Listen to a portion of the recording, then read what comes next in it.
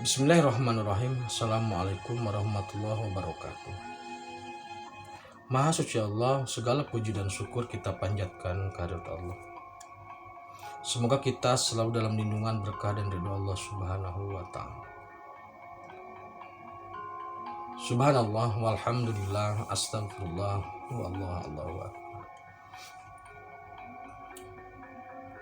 Kembali saya dari tim Najari Nusantara. Kali ini akan membahas terkait situasi gitu. Kalau tadi kita bicara terkait dengan kewalahannya tenaga kesehatan, saat ini kita akan melihat dari sudut pandang yang lain. Jadi begini, banyak orang atau banyak ahli-ahli metafisika selalu mengaitkan bencana dengan kehadiran seorang SP atau Satrio Piningit, atau dengan menjelang kemunculan seorang Imam Mahdi. Seolah-olah kehadirannya itu harus diawali bencana. Dan saya juga heran kenapa para peramal bencana itu bangga dengan ramalannya. Bahkan ada orang yang bangga meramal kematiannya. Perlu saya tegaskan bahwasannya bencana dengan kehadiran seorang SP atau Imam Mahdi itu tidak ada hubungannya. Dalam artian tidak ada keharusan, tidak ada kemutlakan, kaitan yang mutlak antara itu. Kita ambil contoh seperti ini, saudara.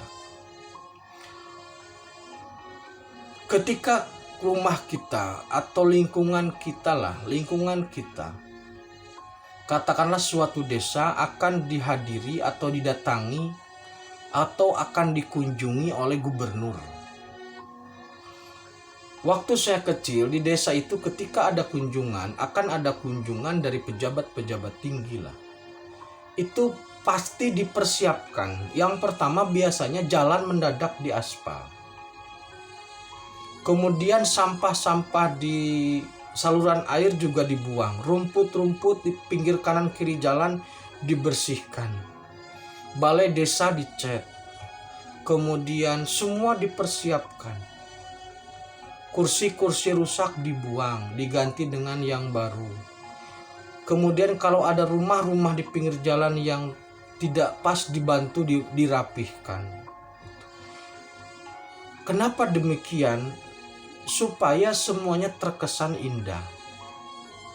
Walaupun memang hal seperti itu bisa dikatakan drama atau bisa dikatakan manipulasi, tetapi pada prinsipnya ada upaya-upaya persiapan dari masyarakat sekitar untuk menyambut gubernur atau pejabat tinggi itu. Nah, kehadiran seorang Al-Mahdi sebagai pemimpin baru, jadi kan begini saudaraku. Saat ini yang ada ini adalah bumi kewalian. Jadi bumi kewalian ini memang sedang dalam proses pembersihan lah, kalau saya katakan begitu.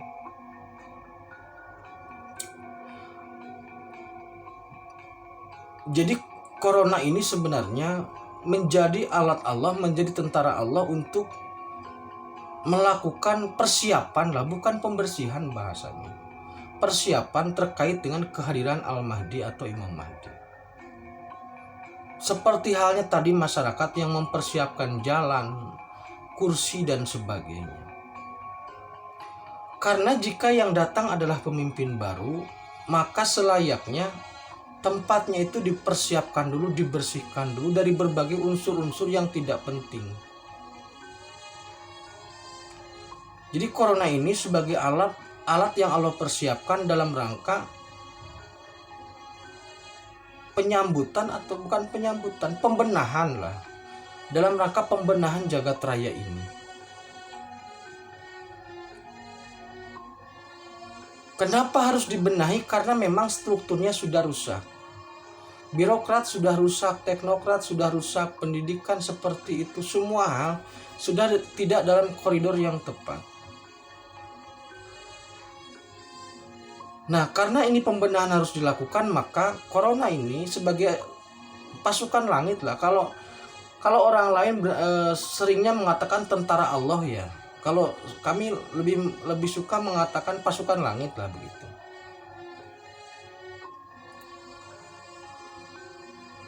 Karena ini adalah kehendak Allah, karena ini adalah pasukan langit.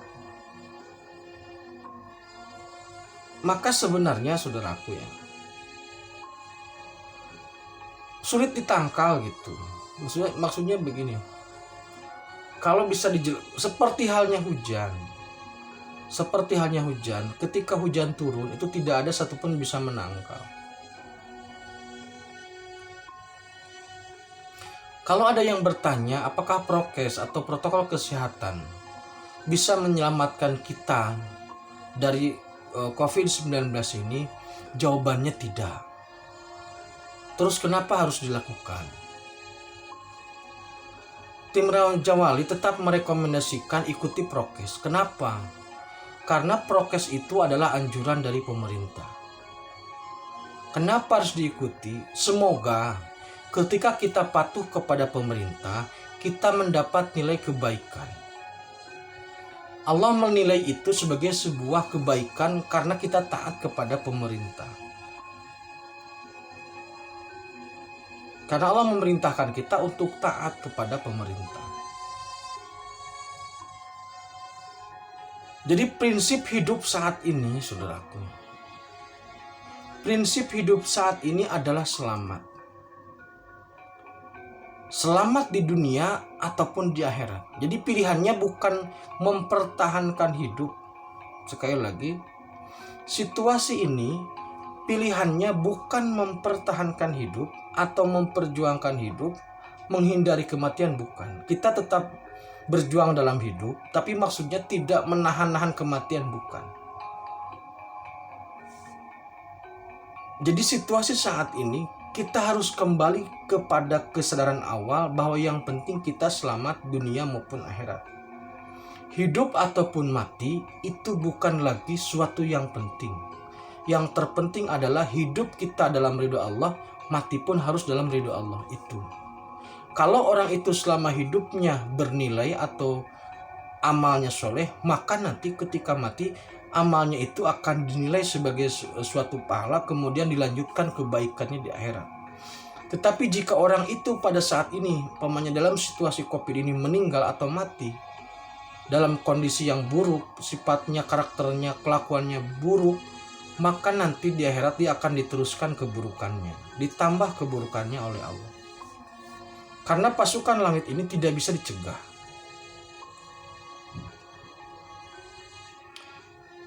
Tidak bisa dicegah, ini asli tidak bisa dicegah. Dan ini random. Ini random. Tidak menyasar orang yang soleh, tidak menyasar orang yang dolim. Siapa saja yang Allah kehendaki kena, gitu saja sebenarnya. Makanya bagaimana caranya gitu ya? Caranya ya tetap satu. Kita harus sandarkan keyakinan bahwasanya hidup dan mati itu urusan Allah. Berpasrah diri, bersandar mutlak kepada Allah. Kemudian tingkatkan iman dan amal soleh. Lakukan hal-hal yang usaha atau ikhtiar-ikhtiar yang terkait dengan kemanusiaan. Ikhtiar kita dengan makan nutrisi yang baik, yang sehat. Kita berikhtiar dengan prokes. Semoga Allah menilai itu. Dan dengan itu kemudian Allah memberikan pertolongan. Itu saja sebenarnya. Usaha kita, ikhtiar kita, semoga Allah menilai itu. Dan karena Allah menilai itu, semoga Allah memberikan pertolongan. Tapi tetap bersandar pada keyakinan bahwasanya yang penting Allah ridho. Mau di bumi ataupun di akhirat, yang penting Allah ridho. Kepasrahan total, bersandar total atau Allahus Shomad di sini mutlak diperlukan, karena corona ini tidak bisa dicegah dengan protokol apapun, dengan antivirus apapun, dengan vaksin apapun, dengan obat apapun. Tidak ada satupun teori dari ahli manapun yang bisa menyelesaikan corona ini. Apakah corona ini akan berakhir? Jawabannya iya. Kapan nanti? Sabar dulu.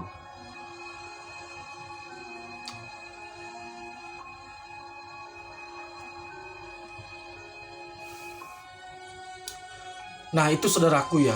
Jadi sekali lagi kami tegaskan bahwasanya pasukan langit ini bekerja sesuai kehendak Allah.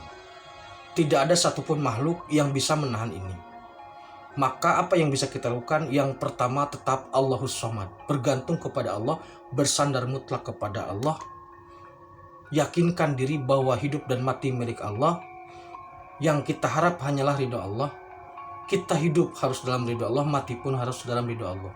Selama kita hidup, mari kita berikhtiar menjaga diri dengan nutrisi, dengan prokes dan sebagainya. Semoga Allah memberikan nilai amal soleh terhadap ikhtiar yang kita lakukan, sehingga jika kita di dunia bisa diberikan pertolongan, kalaupun pamannya harus ke akhirat, Allah memberikan pertolongan. Tidak ada pilihan lain. Ini situasinya begitu.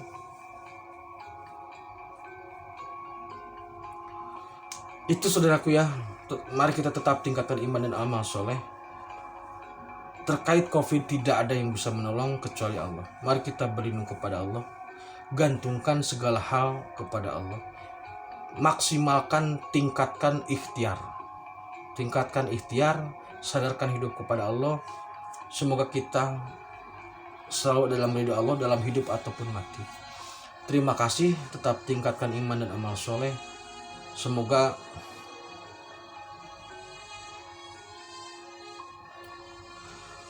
jadi gini, sudah sedikit lagi saudaraku ya. Kenapa judulnya Kirab Agung gitu? Jadi pembenahan ini menuju kehadiran Al-Mahdi. Jika Al-Mahdi sudah datang, maka COVID ini selesai. Itu sebenarnya. Jadi Kirab Agung ini, pembenahan ini, pasukan langit ini melakukan pembenahan itu untuk menyambut kehadiran Al-Mahdi. Jadi bencana tidak datang bersama Imam Mahdi, tidak datang bersama SP.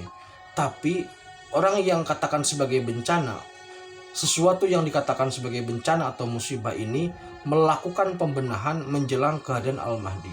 Karena Imam Mahdi, SP tidak mungkin diberikan tempat yang acak-acakan. Jadi Kirab Agung ini, pembenahan ini merupakan salah satu cara atau salah satu proses peristiwa menuju Kirab Agung menyambut kehadiran Imam Mahdi. Itu sebenarnya yang saya maksud, kenapa harus ada pembenahan. Terima kasih, tetap tingkatkan iman dan amal soleh. Akhirul kalam, assalamualaikum warahmatullahi wabarakatuh.